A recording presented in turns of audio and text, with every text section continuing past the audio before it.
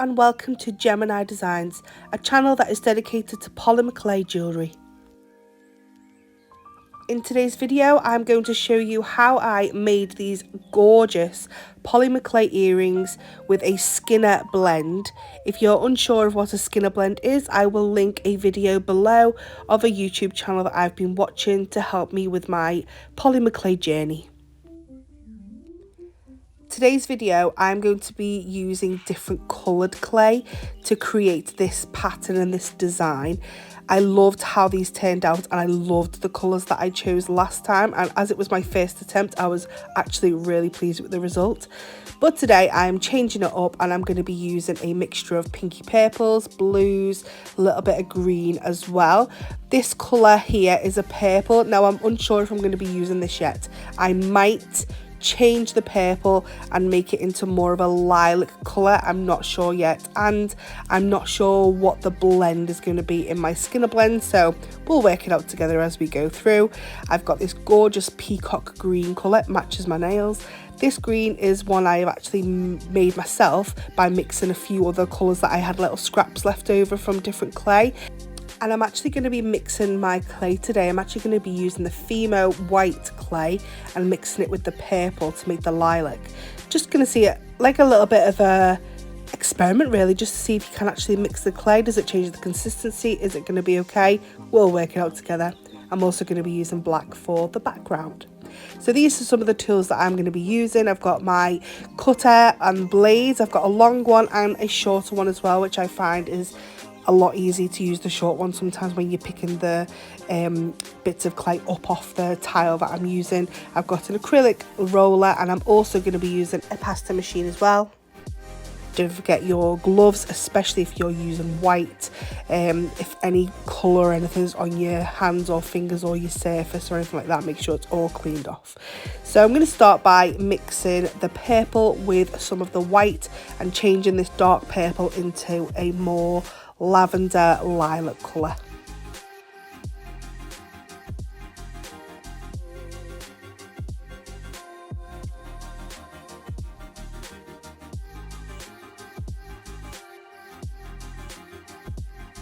I'm going to be conditioning my clay, using my hands first, flattening it down, then I put it through my pasta machine and I keep putting that through until when it folds over it doesn't crack on the edge and it's nice and soft.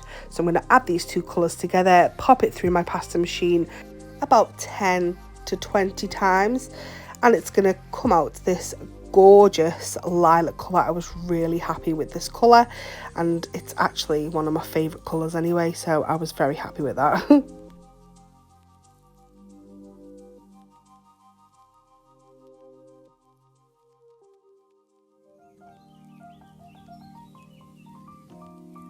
So now I'm just going to work out the actual blends and what colours I'm actually going to put together in the blend. So I'm thinking of having the pink, then the lilac, and then like the turquoisey green colours in one Skinner blend. And then on the other side, I'm going to have the blue, green, and then the white at the end as well. In the last pattern I did, I actually put the white in the middle of two bluey colours, and when they mixed together it just made the middle part of it just a little bit lighter and it didn't really have much of an effect within the pattern right at the end. So I'm trying the white right at the end this time, and you will see that it comes through a little bit more.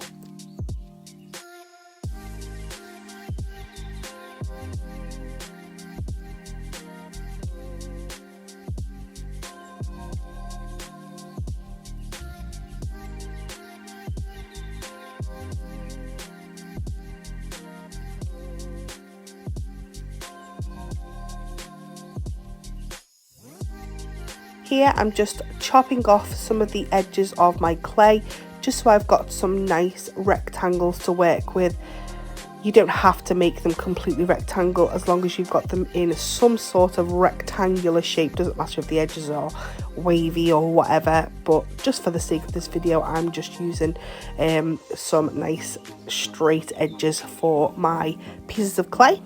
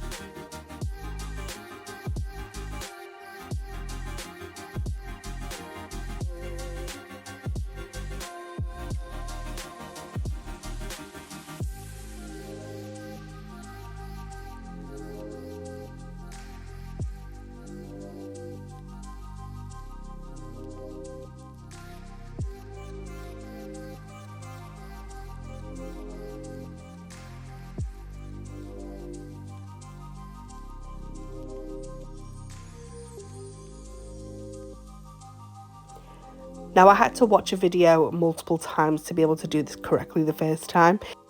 So when you're doing a skinner blend, when you are chopping into your clay, just like you can see here, you need to make sure that it's on like an angle. So you're not actually going diagonal from diagonal. You're actually going offset a little bit on the two outside colours that you are going to be using, which is, for me, is the pink and then the teal colour. Then you need to flip it over, just like I'm doing, make sure the corner to corner is together, and then the longer bit at the bottom is together, if that makes sense. Then you are going to grab your centerpiece, you're going to chop that in half, just so that you then have got a double of your clay, if that makes sense.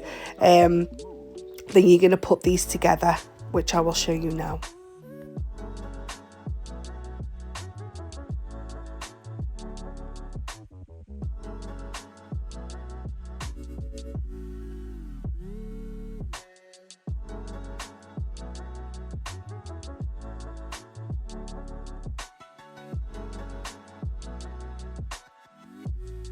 You can chop off any excess from the top, as you can see I'm doing here, but it really doesn't matter anyway. And then once you've got to this part here, you are going to fold your clay in half from the top to the bottom. This is really important for making a skinner blend, because when you're popping it in your pasta machine, you are going to keep that blend the same way as you're putting it through your pasta machine. So where it's folded on the top, this is where you will pop this into your pasta machine, and you will keep going in your pasta machine over and over again. I did mine on level 3, which is quite small. Then I keep folding, pop it through again, take it out, fold again, pop it through, and then keep going until you get a really, really nice blend that you are happy with. This was my final blend. I thought it was absolutely gorgeous. I loved how those colours have blended together. I really, really love those colours.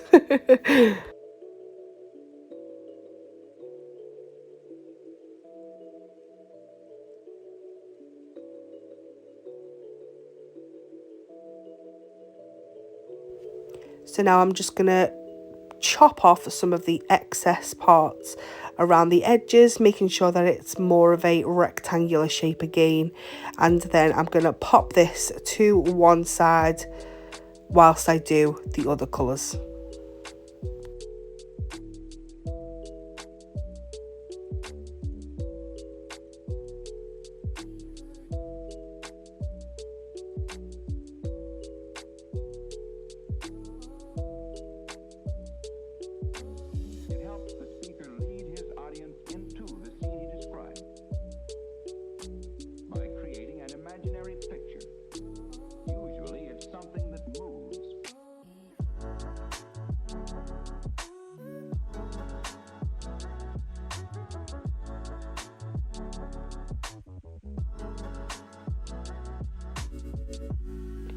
Then I am using the black, which I have popped through the pasta machine, and I've put it on a really thin setting. As you can see here, it is really, really thin, because you just need it for your background. So you've already got your blends using your skinner blends, which is just going to go on top of the black. So it's like a background really. So I'm going to be using both of my skinner blends and pop them on two separate pieces of black, just like this. Just again, just tidying up, just so that I can show you exactly how to do this part. So you're going to lay your black down, and then you're going to pop your colour on top, your skinner blend on top. Make sure there are no air bubbles between your two colours. Chop off any of the black excess. You can use this for when you do your next skinner blend after you've done this first colour. And then what you're going to do is, where the blend is blended, you are going to make sure you turn that so that you can see the blend going from the top to the bottom. And you are going to chop this piece of clay into 3 equal sections.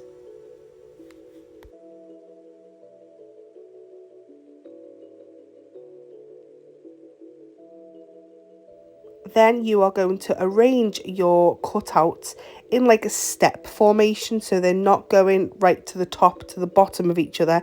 You are going to do like a graduated.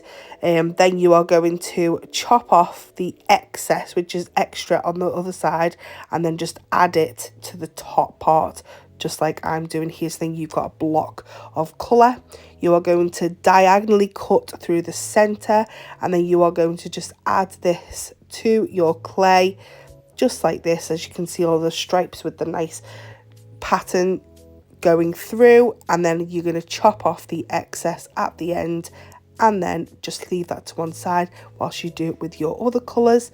Then pop them both together, and then you can start manipulating these however you wish. You can squeeze them, you can make them into a specific shape if you would like to before you start chopping it up. I liked to make mine into like a diamondy shape so that the stripes within the clay are manipulated and they're going in different directions. Then once I've done that, I then start making it into a more square cube shape, doing this for a while just to make sure that all of those lines and the pattern inside is going to be really tight together, ready for me to chop through it to reveal what the pattern is inside. So let's have a little look at that together.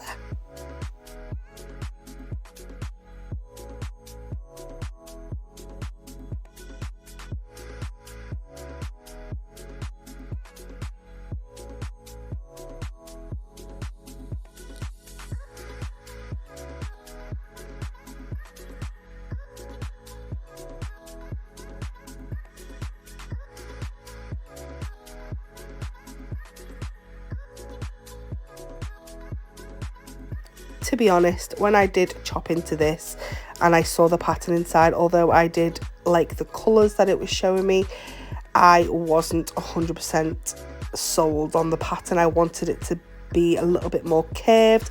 I wanted those black lines to be a little more wiggly and turning between each other and things like that. So I decided to use half of it and manipulate it a little bit more before I then chopped into it.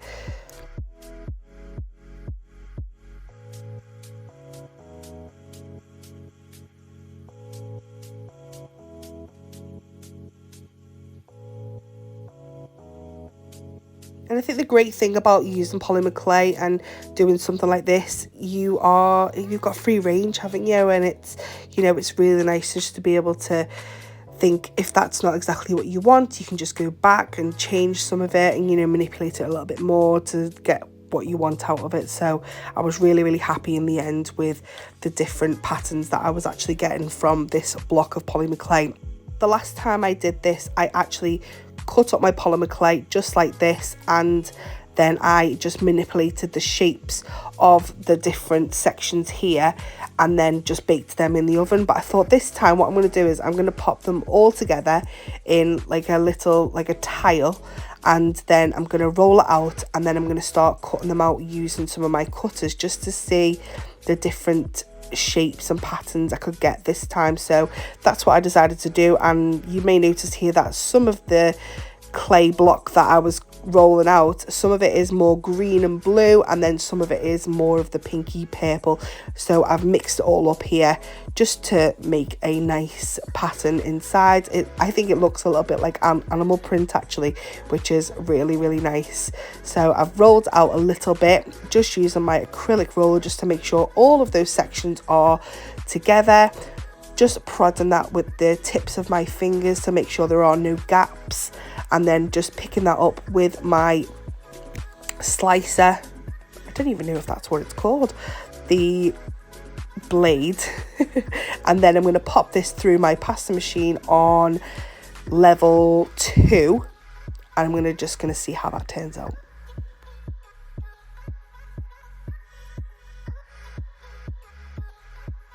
Really happy with this. I think it looks so funky, so colourful, and just really fun, and I just love it. So I'm going to use some cutters to cut out. I like this part because you can actually choose where you would like your patterns to be, and you know, you can decide what shapes you want to to get out of your clay.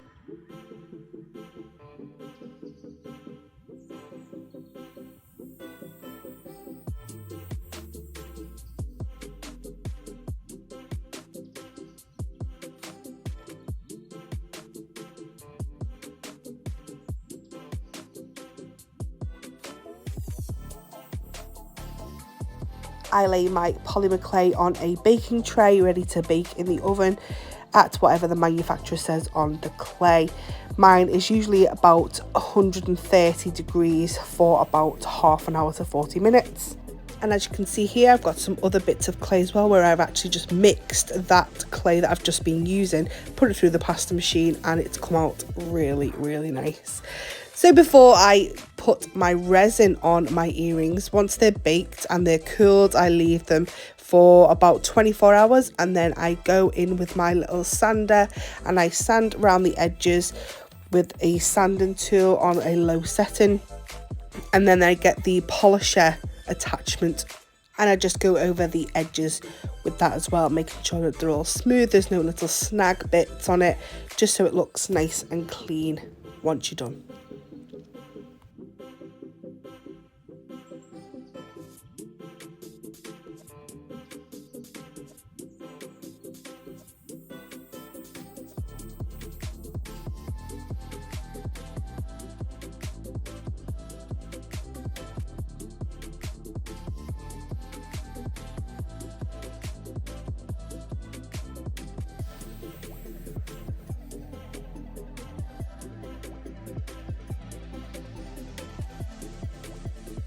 Sometimes I will use UV resin to top the earrings. Sometimes I use a gloss on top of them as well, a Fimo gloss, which I will show you in this video as well, the difference on how it looks.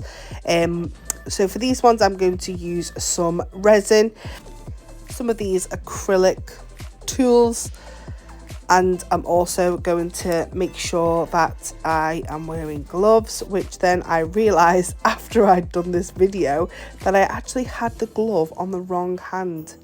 How blonde of me.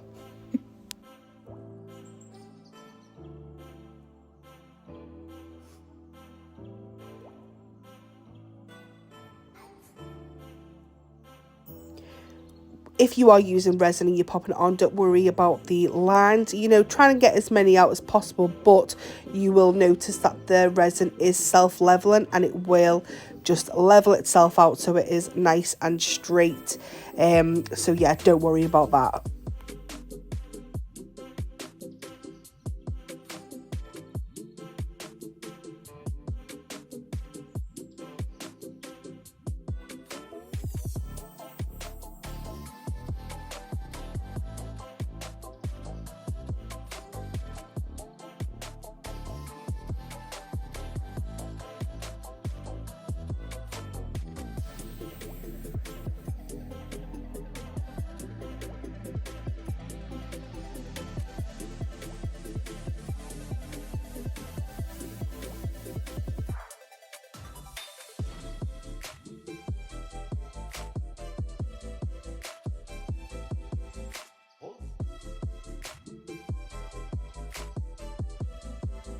Always make sure that you have no air bubbles as well, so take a closer look, and if you have any air bubbles, maybe either use a heat gun, a hairdryer on a low heat setting, or just pop them with a little cocktail stick as well, which is something I do like that, or just use your tool, whatever you've got, just to make sure that there are no bubbles.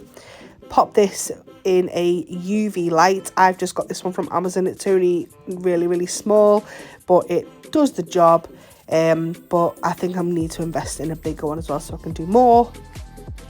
Whilst the resin is curing under the UV light, I take the time then to sand and polish some of the other designs, ready to have a top coat on them so they look polished and finished and just lovely.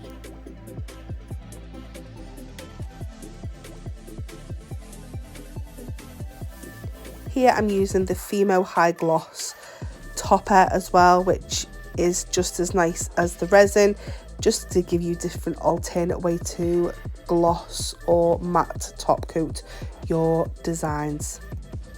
These ones here all have a top coat using the Fimo gloss top coat, and I think they look really effective as well. So here are the finished results of the earrings using the resin on top of them, ready to go with all of my other designs that are ready to be sold within my shop. So please like and subscribe if you would like any more content from Gemini Designs, and thank you so much for watching. Bye.